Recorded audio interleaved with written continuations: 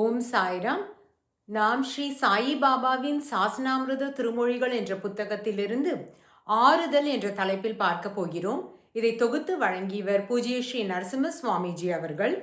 ஸ்ரீ சாயி பாபா தாமோதர் ராம் பூர்கர் என்பவரிடம் இவர் 2 குழந்தைகளை இழந்துவிட்டிருந்தார்.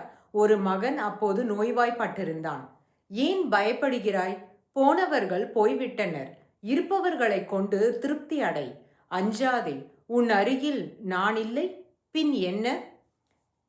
அடுத்தது ஸ்ரீ சாயி பாபா அப்போதே மகளை இழந்த தீக்ஷித்திடம் அத்தியாத்ம ராமாயணத்தில் ராமன் மந்தோதரிக்கு ஆறுதல் அளிக்கும் பகுதியை படி என்றார்.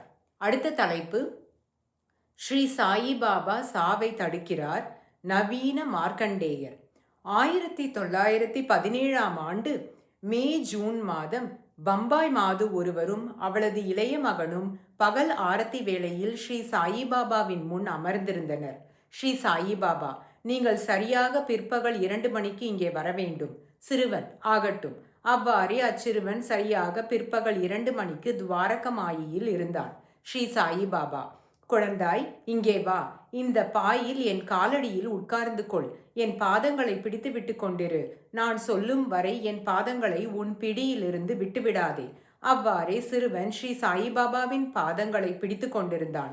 3 மணிக்கு நிலை குலைந்த கேசம், கடுமையான தோற்றமுள்ள முகம், தலை வெளியே நீட்டிக்கொண்டிருக்கும் நீண்டதோர் நாக்கு, இவற்றுடன் கூடியவளும் நாயை போன்று பாய்பவளுமான ஒரு கோரமான பெண் உருவம் வெளிச்சுவற்றை தாண்டி குதித்து சிறுவன் அருகில் வந்து கூறிற்று, இந்த பையன் எனக்கு வேண்டும். ஸ்ரீ சாயிபாபா, நான் அவனை கொடுக்க மாட்டேன். அவள், இதே நபர்தான் எனக்கு வேண்டியது. பின்னர் அவள் சிறுவனை நெருங்கி அவனை இழுத்தான். வெகுண்டு எழுந்த ஸ்ரீ சாயிபாபா சிறுவனை ஒரு கையால் பிடித்துக்கொண்டு அவள் மார்பில் உதைத்தார். அவள் கூக்குரலிட்டு கொண்டு ஓடிவிட்டாள். ஸ்ரீ சாயிபாபா, சிறுவா, நீ கவனித்துக் கொண்டிருக்கவில்லையா? இங்கு வந்த ஸ்திரீ யார் என தெரியுமா? அந்தோ அந்த ஸ்திரீ உன்னை விட்டுவிட கோரினாள். நான் எப்படி கொடுப்பேன்? நான் மறுத்துவிட்டேன். சிறுவன், இது நிகழ்ந்து கொண்டிருந்த போது ஒரு சித்திரம் போல் வாயடைத்து உட்கார்ந்திருந்தேன். எல்லாவற்றையும் பார்த்தேன். ஆனால் என் உடல் பாறை போல் மறுத்து போயிருந்தது. அந்த பெண் உருவம் காலரா தேவதை என ஸ்ரீ சாயிபாபா கூறினார். அடுத்த நாள் காலையே பாபா அச்சிறுவனையும் அவன் தாயையும் பம்பாய்க்கு திரும்பிச் செல்ல அனுமதித்தார்.